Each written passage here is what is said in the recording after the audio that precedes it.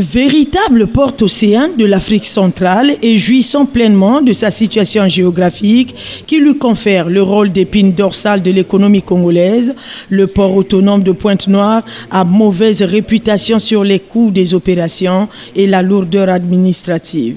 Le remède à toutes ces contraintes pour la communauté portuaire se trouve dans la mise en œuvre d'un plan d'action de facilitation et de simplification du passage portuaire, d'où la présente réunion. On n'y voit rien de ce qui puisse encombrer le port. Les bateaux accostent, les marchandises sont déchargées, notamment les conteneurs, et immédiatement mis sur un train ou un camion et sort du port. Donc le port ne peut pas être un lieu de gardiennage pendant un long séjour de marchandises, avec tout ce que ça peut impliquer comme frais pour le client. Il est question pour la communauté portuaire réunie au sein du comité de pilotage de recommander de commun accord avec l'ensemble des directions et services l'ouverture du port 24 heures sur 24, 7 jours sur 7, tant pour l'accueil des navires que pour les opérations de livraison. Pour le préfet de Pointe-Noire qui a présidé cette réunion hautement technique avec les acteurs au développement de la chaîne de transport maritime, comme pour l'autorité portuaire, cette recommandation vise d'une part à faciliter la circulation dans la ville et d'autre part à aligner le port autonome de Pointe-Noire sur les standards internationaux. Le port de Pointe-Noire est enfin la vitrine de la ville de Pointe-Noire. À ce titre, ces deux entités devaient renforcer leurs liens afin de se développer conjointement et regarder dans la même direction. Ainsi dévoiler leur intention de réduire les coûts et les délais pour toute transaction portuaire. Reste à voir que les choses se passent désormais bien.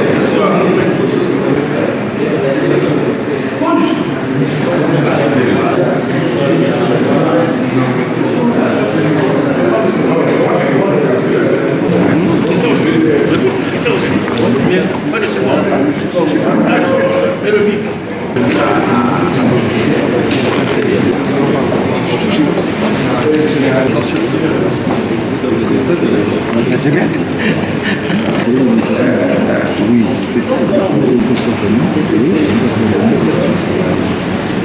Le problème, c'est que dans quand vous regardez ailleurs, en anglais, tu prends un c'est pourquoi vous prenez.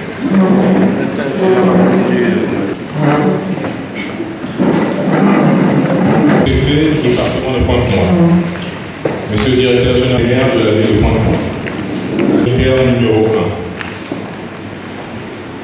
Messieurs les directeurs généraux, c'est pour nous un honneur et un immense bonheur de Pointe-Noire de vous souhaiter à nos distingués invités la bienvenue à la préséance scientifique. Monsieur le préfet, permettez-moi, au nom du directeur, d'accepter de rehausser par votre présence l'éclat car la séance qui s'ouvre ce jour, le 23 septembre, une grande importance.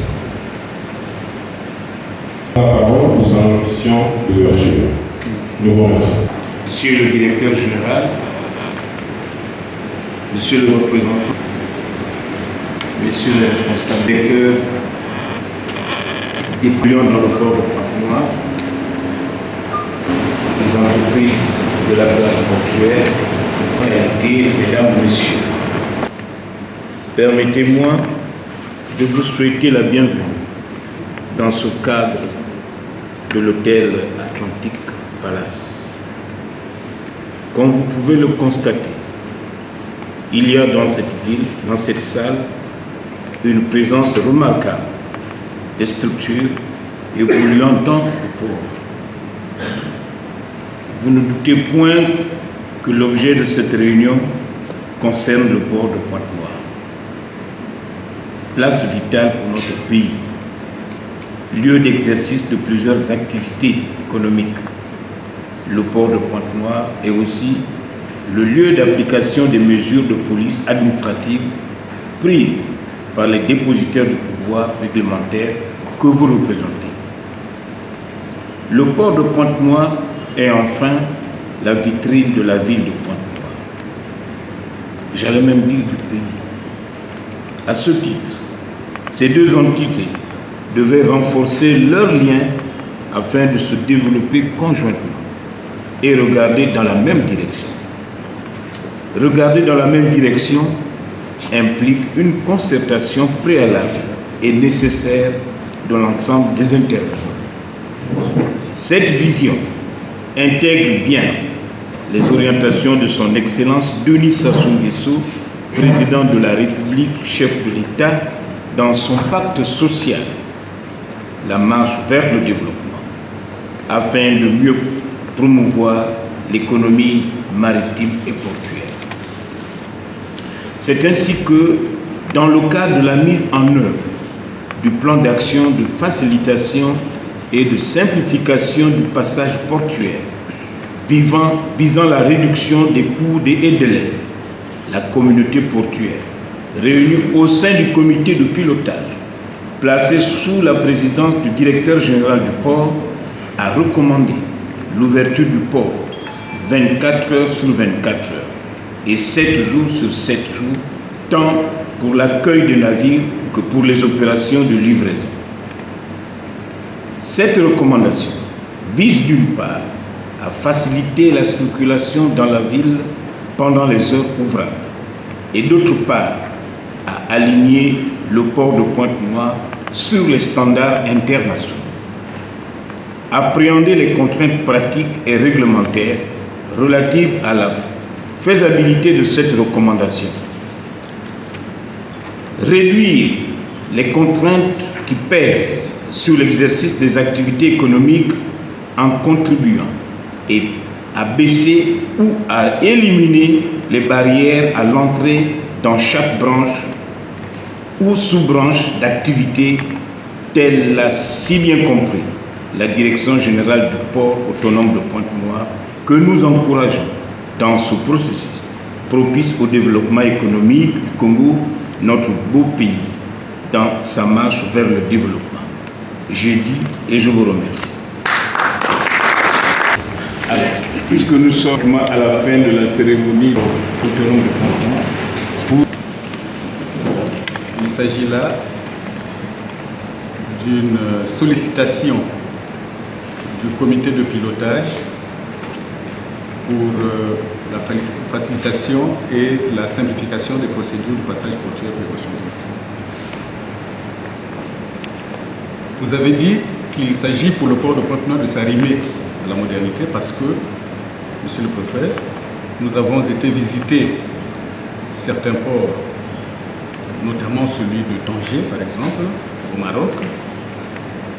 On n'y voit rien de ce qui puisse encombrer le port.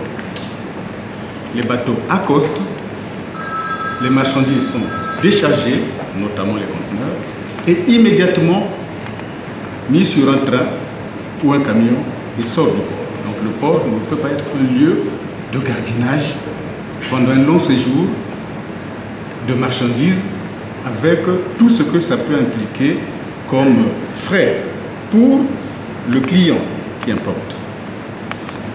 Et donc, le comité de pilotage a recommandé que soient prises des mesures pour que l'on puisse faire en sorte que les marchandises ne séjournent pas longtemps dans le port. Vous-même, monsieur le préfet, à l'occasion de l'importation du gypse par la société CIMAF, qui devait lancer sa première production, vous avez présidé une commission ad hoc parce qu'il s'agissait de débarquer ce produit, étant donné qu'il n'y avait pas suffisamment d'espace dans le port et que l'usine qui se trouve à Inda n'était pas encore raccordée au chemin de fer, il fallait évacuer ce produit par camion jusqu'à Inda, et il a fallu le faire de jour et de nuit. Nous avons, sous votre présidence, mis en place une organisation ad hoc qui a permis de réaliser cette opération avec succès, puisqu'aujourd'hui, nous voyons que l'usine CIMAF a commencé à produire le ciment tel que prévu.